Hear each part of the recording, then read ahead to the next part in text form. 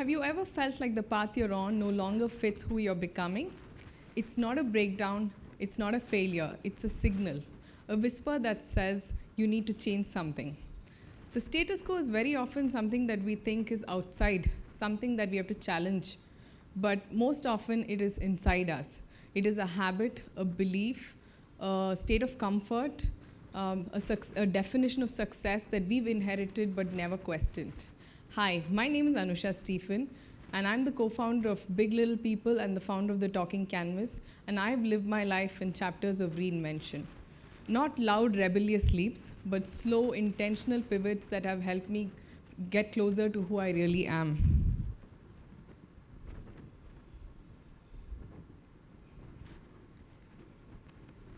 What is the status quo?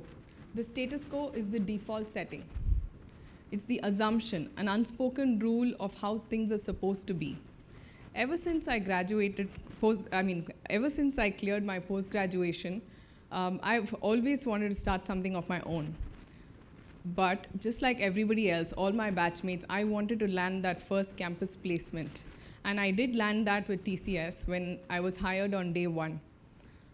Once I got hired, it was such a big relief because I had a difficult financial situation at that point and an education loan to boot. So it was such an important step for me, and it was a huge relief.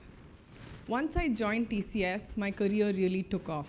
It was a great place for me to start because everything that I wanted to do, they would let me do. In fact, they sent me on my first international assignment with just 2 years of experience, which not very many HR professionals was getting at that point.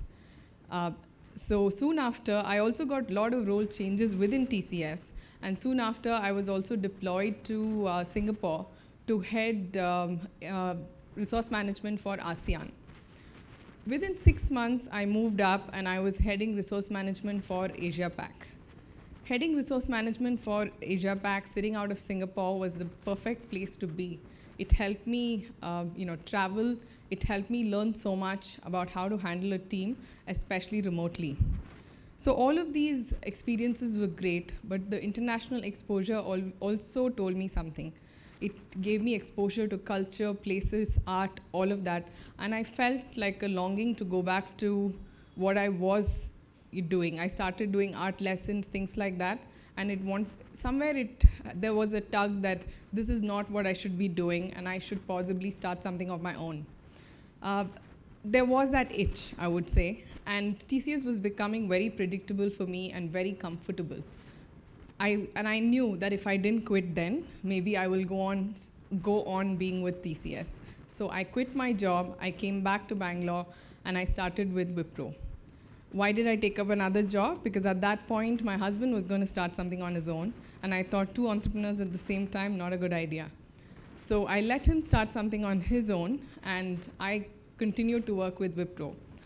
However, throughout my Wipro career, I always knew that I wanted to become an entrepreneur, and that's something I was going to pursue. So the last 2 years of my career, I spent experimenting quite a bit. So I took up assignments, I took up extra side gigs, even without pay, just to figure out what kind of reinvention I wanted. That's when the actual reinvention started for me.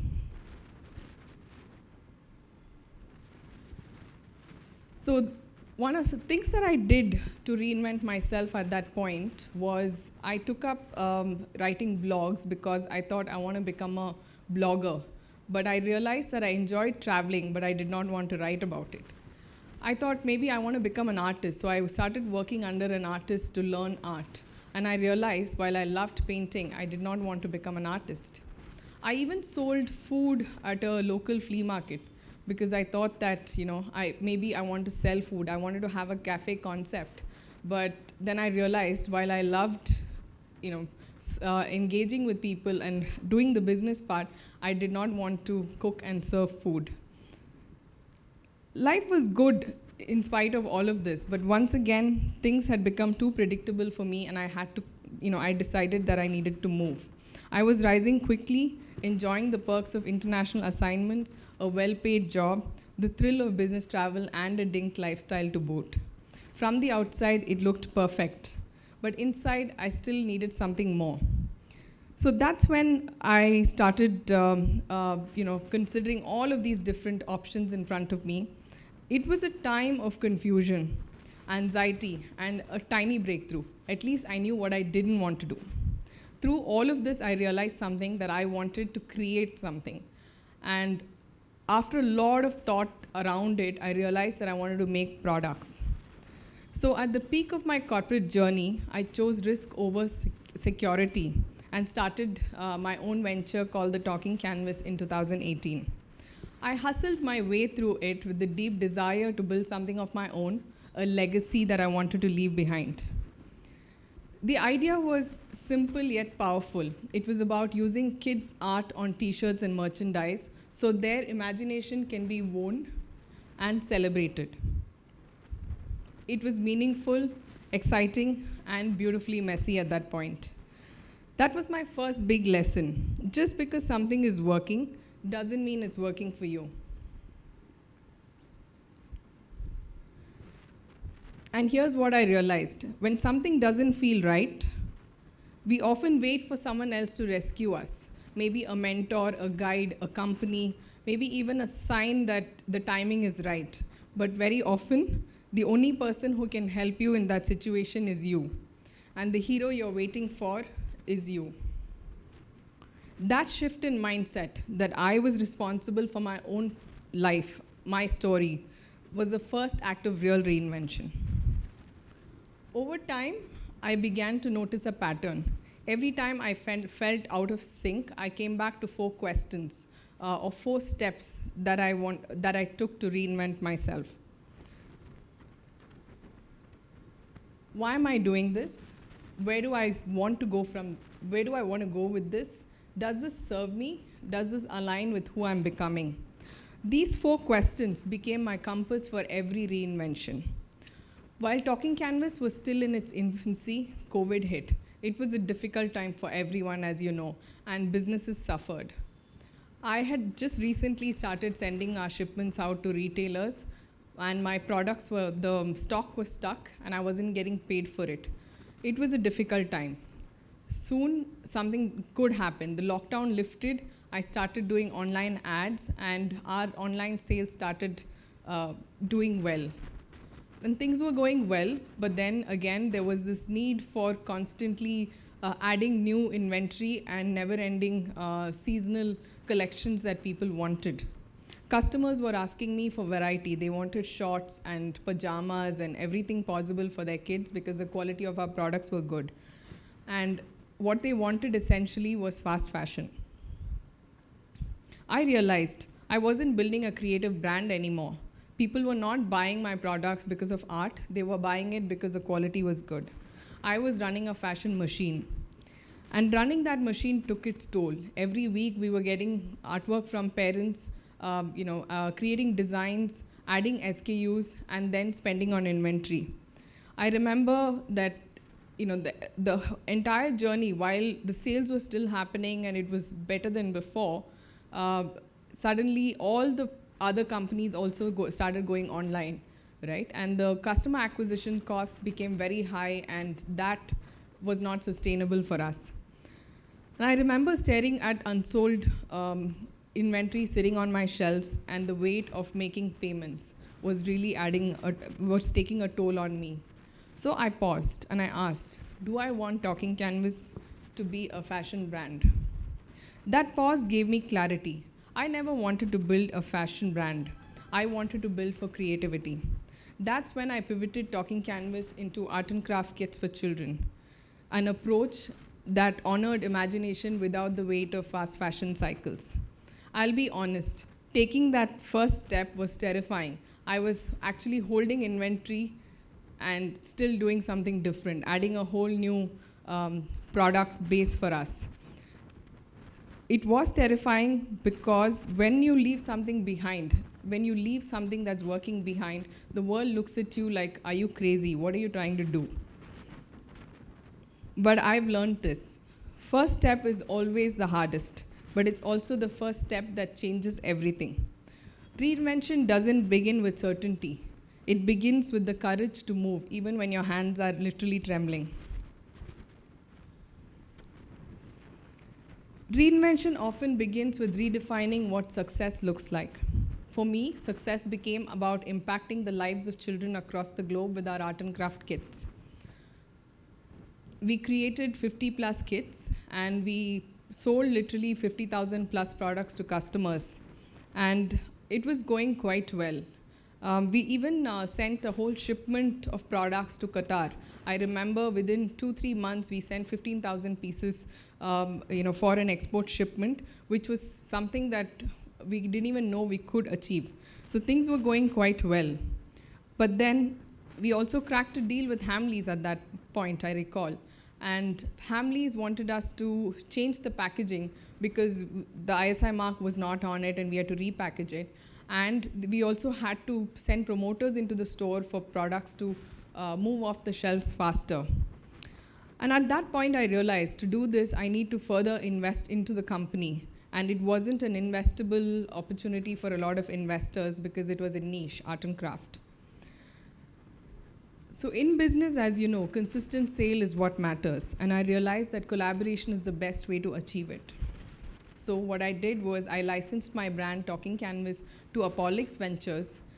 They already had a distribution and production system in place. So I was fairly confident that they will be able to put the right investments into place to scale my brand. People asked me if I felt like I was letting go. But for me, it just felt like it was smart collaboration. This actually gave me space to return to what I love most: product design, new concepts, and the joy of creation. Sorry.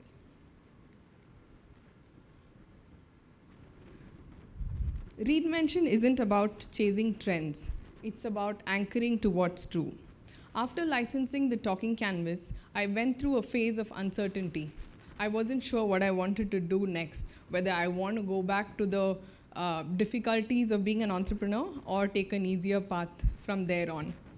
I even considered taking up consulting gigs, quick projects, easy money. But I went back to the 4 questions that I had started off with. And I realized something very important. I just don't enjoy working. I enjoy building. Creating something bigger than myself, a brand, a legacy. That's when I started working with Madhumita So that's when I started talking to Madhumita for Big Little People. She was looking for a co-founder at the time, and I just felt like it made sense. I didn't start the brand, but I chose to be a part of it because it felt aligned. We chose 100% cotton, comfort first fits. We chose 100% cotton, comfort first fits, no polyester and cheap fabrics. We are both together laying a strong foundation for the brand, growing intentionally, and we recently closed a seed round of 2.6 crores in funding. We are working together to expand the brand. We're getting it we've opened 4 stores, and we're going to open another 6 more this year. And our plan is to take it to 100 stores in the next 2 to 3 years.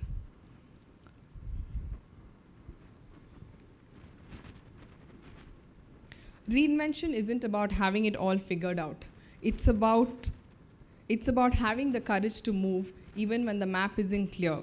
I've traveled solo, trekked mountains, jumped off heights, dived underwater, not because I don't have fear of failure, but because I'm curious.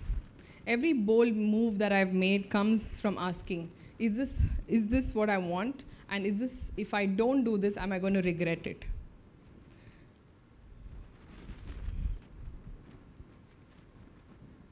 So in conclusion, don't tell yourself it's too late when it isn't. Don't postpone because you're waiting for someone else's permission. Rewrite your story if it no longer fits you. And reinvention isn't just for entrepreneurs. It's for anyone at any stage of life. If you're a student, don't be afraid to explore paths that don't look normal, even if others are forcing you to. Take a step back. Your curiosity is your compass. If you're starting your career, redefine success for yourself. Don't go for titles, paychecks, or the trends that are happening at the moment. Reinvention is not a failure. it's alignment. If you're mid-career, it's never too late to pause, pivot, and pick values over norms. Look at what fulfillment means for you and go after that. If you're shifting careers or roles, courage matters more than certainty. Take the leap and clarity will follow. For me, the biggest reinvention was realizing that quick wins weren't my thing. It was about building with heart.